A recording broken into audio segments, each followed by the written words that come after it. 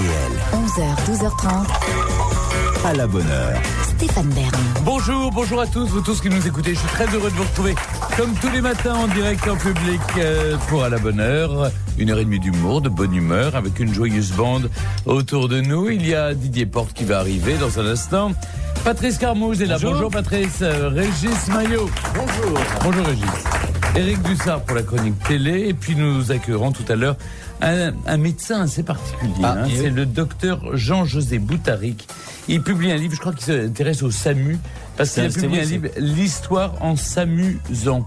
C'est-à-dire si le SAMU était arrivé à temps pour sauver les personnages historiques. Ah, bah oui, ça, la face du monde en eût été changée. Nous accueillons maintenant Jean-José Boutaric pour son livre, l'histoire en s'amusant. C'est publié chez un éditeur qui s'appelle Enfortas. Voilà, un petit éditeur, mais c'est bien, c'est un livre vraiment passionnant. Alors, comment est née cette idée, docteur ? Je peux vous appeler docteur, parce que vous êtes médecin. Je suis médecin, oui, je serai toujours jusqu'à la fin de mon existence. C'est ça qui est bien, c'est comme les ministres, on est ministre toute sa vie. Oui, mais par contre, mais on il a faut moins être de compétent, retraite. je veux dire, pour être médecin. Oui. Et puis la retraite est moins importante. Oui, il y a un diplôme. Il y a un diplôme. Oui.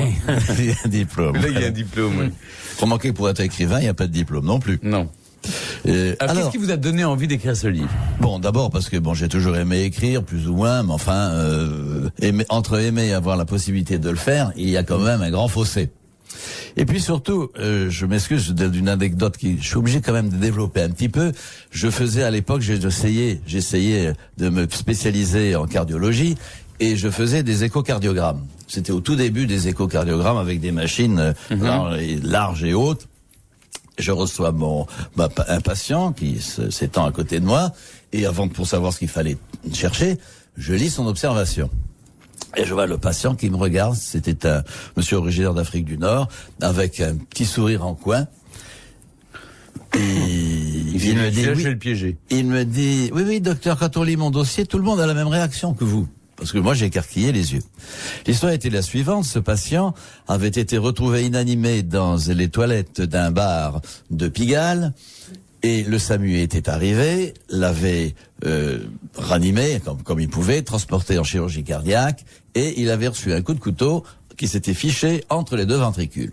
Ah oui, c'est ce qu'on appelle un hémopéricarde, c'est-à-dire un épanchement de sang qui évidemment rétrécit le cœur et qui est mortel à plus ou moins brève échéance, mais il a été opéré, il allait parfaitement bien. Donc le SAMU est arrivé à temps. Le SAMU est arrivé, l'a transporté. Très bien. Donc tout s'est bien passé. Tout s'est bien passé. Et son cœur était parfaitement bien, donc on a un peu discuté, il était très sympathique ce monsieur. Et en même temps, je lisais le livre de Guy Descartes sur Sissi. Sissi, la fameuse impératrice. En fait, c'est Jean Descartes. C'est Jean Descartes, oui, merci. Oui, mais son père écrit mais pas le même. Non, c'est Jean Descartes. Des romans de gare. Et ce bouquin, d'ailleurs, excellent livre. Guy Descartes. Et j'ai dit, comme on faisait dans une émission de droit, mais c'est bien sûr. Voilà. La même chose. Elle est morte, et lui, il était vivant. Pas dans des toilettes à Pigalle. Non. Elle est morte sur le quai, sur un quai, voilà, un quai de bateau à Genève. Et il faut dire, donc, si le SAMU était arrivé à temps, qui n'existait pas à l'époque, aurait pu sauver Sissi. Non. Voilà. Non. Oui, ça nous fait toujours rire. Ah bah oui, on passe un bon moment. Et donc, d'où l'idée de ce livre. Tous les présidents, les grands de ce monde qui sont morts, par exemple, Henri IV, rue de la Grande Ferronnerie, là, il a été poignardé par Ravaillac. Voilà. Et donc, si le SAMU était arrivé. Voilà. Alors, Henri IV, il m'a quand même donné pas mal de tablatures parce que il avait une plaie de l'artère pulmonaire. Et une plaie de l'artère pulmonaire, ça saigne beaucoup. Pas facile. C'est assez rapide. Vous les soignez avec le. Mais bon, le SAMU arrive. Une fois mort. Et non, il est bien ranimé. Vous l'auriez sauvé. Absolument. Vous l'auriez sauvé. Il est transporté à l'hôpital de la Pitié où il est opéré j'ai fait un anagramme du professeur Cabrol, que j'ai appelé l'Aubrac dans le livre. J'ai donné mon bouquin à monsieur Cabrol et qui m'a dit je suis très fier d'avoir sauvé Henri IV. Ce qui est vrai parce que c'était quand même une prouesse. Je pense que ce pauvre Henri IV de toute façon n'aurait pas pu être sauvé. Ou alors là c'est une circonstance fortuite, c'est le SAMU qui passait juste à l'instant. Non, il n'aurait pas pu être sauvé. Il serait tombé dans l'escalier. Il serait tombé dans les pommes à cause de l'odeur. Bah oui, en parce plus. qu'il chantait très fort. Il fouettait, oui. Oui, mais alors, enfin ça, vous savez, alors là, en essai, en réanimation, on est habitué. Oui, vous êtes habitué à ça. vraiment. Oui, ça, pour ça. Ah oui, Toutes les odeurs, oui. Ah oui. Alors, Henri II, parce que contre Montgomery, ils sont là en train de se battre en duel. Enfin, c'est un duel, c'est un tournoi. Un tournoi, Il oui. se prend une lance dans l'œil, Oui. et puis il meurt. Mais c'est pas de ça qu'il meurt. Mais en fait, vous dites qu'il n'est pas mort de la lance dans Il est l'œil. mort d'une cataracte. Alors, non, pas du tout. Parce qu'il n'y voyait pas, et forcément. Non. Il s'est cogné. Il était parfaitement sain, il avait 40 et quelques années, et Henri II a voulu faire le malin devant ses deux femmes, la reine et sa maîtresse. Diane de Poitiers, oui. Et alors, donc, il a repris on va pas rentrer dans les détails, La visière était mal mise, voilà, il s'est pris la lance dans l'œil. et il a fait une chute de cheval. Mais l'œil avait été crevé. Oui. Alors, il est tombé, il a fait une chute comme ferait une chute de motocycliste. Seulement, comme c'était pas un casque de motocycliste, mais un casque fait pour tournoyer, il s'est fait un traumatisme crânien. Oh là. Il a été transporté à l'hôpital,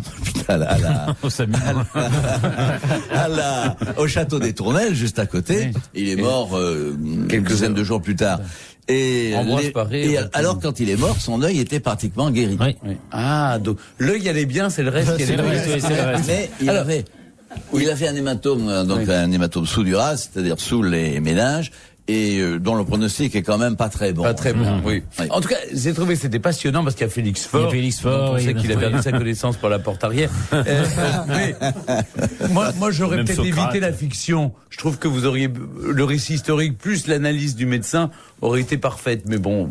Ah mais vous avez le récit historique après. Oui. Il y a toujours un Mais vous faites un une petite part de historien. Vous fiction, faites une part de fiction, on aurait pu.